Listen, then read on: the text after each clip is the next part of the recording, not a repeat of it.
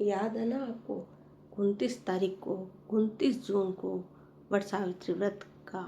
नमस्कार। आज हम आपको सुनाने जा रहे हैं एक ऐसी पौराणिक कथा जिसने यह सिद्ध कर दिया कि सच्चा प्रेम, अटूट विश्वास और पतिव्रता का बल मृत्यु को भी पराजित कर सकता है। यह है वट सावित्री व्रत की अमर कथा। बहुत समय पहले भद्र देश में राजा अश्वपति राज्य करते थे। उनके पास धन, वैभव और यश सब कुछ था, लेकिन संतान नहीं थी। उन्होंने वर्षों तक मां सावित्री की कठोर उपासना की। देवी उनकी भक्ति से प्रसन्न हुई और वरदान दिया कि उनके घर में एक तेजस्विनी पुत्री जन्म लेगी। कुछ समय बाद एक कन्या का जन्म हुआ। उसका नाम रखा गया सावित्री।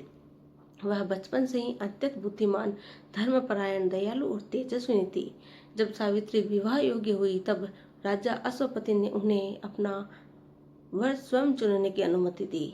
अनेक राज्यों की यात्रा के बाद सावित्री की भेंट वन में रहने वाले राजकुमार सत्यवान से हुई। सत्यवान अपने अन्य माता पिता की सेवा करते थे। उनके राज्य उनसे छीन चुका था, लेकिन उनका चरित्र बहुत महान था। सावित्री ने उन्हें अपना पति चुना। जब महर्षि नारद को यह बात पता चली तो उन्होंने राजा अश्वपति से कहा, सत्यवान सभी गुणों से संपन्न है, लेकिन उनकी आयु केवल 1 वर्ष शेष है।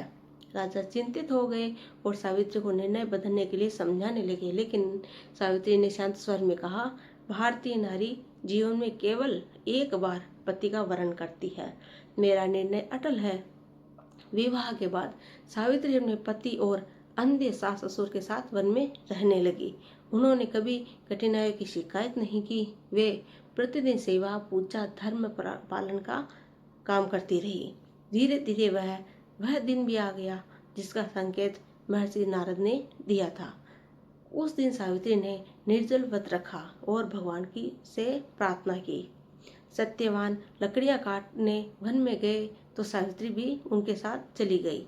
कुछ देर बाद सत्यवान के सिर में तेज दर्द हुआ और उन्होंने कहा, सावित्री मेरा सिर बहुत भारी हो रहा है।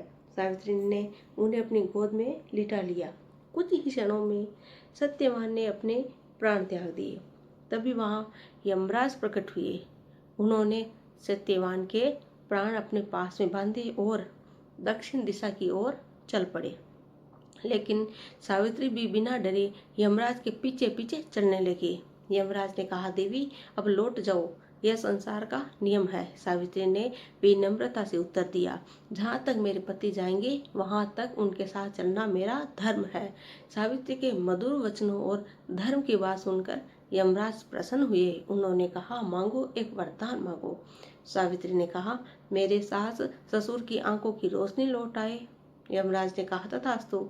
कुछ दूर चलने पर यमराज ने दूसरा वरदान दिया। सावित्री ने कहा, उनका खोया हुआ राज्य वापस मिल जाए। यमराज ने कहा, तथास्तु। तीसरे वरदान में सावित्री ने अपने पिता के लिए योग्य पुत्रों की कामना की। यमराज जी ने वह भी स्वीकार कर ली। फिर यमराज जी ने चौथा वरदान देने को कहा।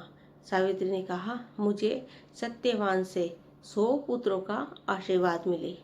यमराज कुछ क्षण के लिए मौन हो गए, फिर मुस्कुराए और बोले, देवी तुमने अपनी बुद्धिमानी, धर्म और पतिव्रता से मुझे भी पराजित कर दिया।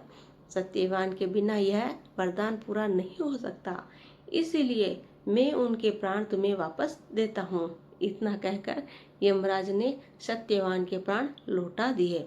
सत्यवान जीवित हो उठे। जब दोनों अपने आश्रम पहुंचे तो उनके अंधे माता पिता की दृष्टि लौट आई थी। कुछ ही समय बाद उनका खोया हुआ राज्य भी वापस मिल गया।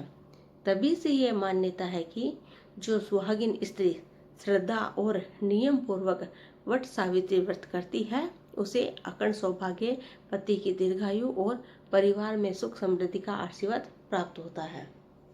प्रातः ब्रह्म मुहूर्त में उठकर स्नान करें और स्वच्छ अधिमानत लाल, पीले या हरे रंग के वस्त्र धारण करें। घर के मंदिर में दीपक जलाकर भगवान श्री गणेश, भगवान विष्णु, माता लक्ष्मी तथा सावित्री सत्यवान का स्मरण करें। अब व्रत का संकल्प ले।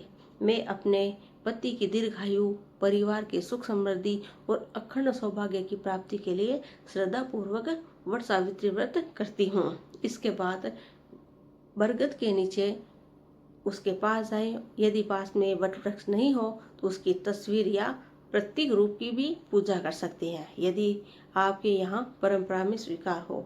पूजा सामग्री: जल से भरा हुआ लोटा, रोली, हल्दी, कुमकुम, अक्षत, मोली, अक्षत जानते हो, चावल, मोली यानी कच्चा सूत, फूल और माला, धूप और दीप, मौसमी फल, भिगे हुए चने, मिठाई, पान, सुपारी, लौंग, इलायची, नारियल। यदि परंपरा में हो तो आपकी परंपरा में अगर नारियल हो तो पूजा की विधि है, वट वृक्ष की जड़ में जल अर्पित करें, रोली, हल्दी, कुमकुम और अक्षत चढ़ाए, फूल, फल और नैवेद्य अर्पित करें, धूप और दीप जलाकर आरती करें। अब कच्चे सूत को वृक्ष के चारों ओर लपेटते हुए 7, 11 या 21 परिक्रमा करें। परिक्रमा की संख्या आपकी पारिवारिक परंपरा के अनुसार हो सकती है।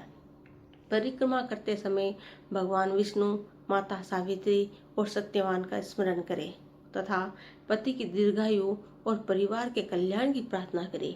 इसके बाद वट सावित्री व्रत कथा श्रद्धा पूर्वक सुने या पढ़े। अंत में वट वृक्ष को प्रणाम करें और बड़ों का आशीर्वाद लें। व्रत का पालन अपनी परंपरा और पंचांग के अनुसार करें। वट वृक्ष में ब्रह्मा, विष्णु और महेश का निवास माना जाता है, इसीलिए इसकी पूजा को दीर्घायु, अखंड सौभाग्य और परिवार की समृद्धि का प्रतीक माना जाता है। तो इस बार यह 29 जून को हो रहा है, तो आप सभी ये व्रत करें और कमेंट बॉक्स में अपनी राय जरूर दें। धन्यवाद।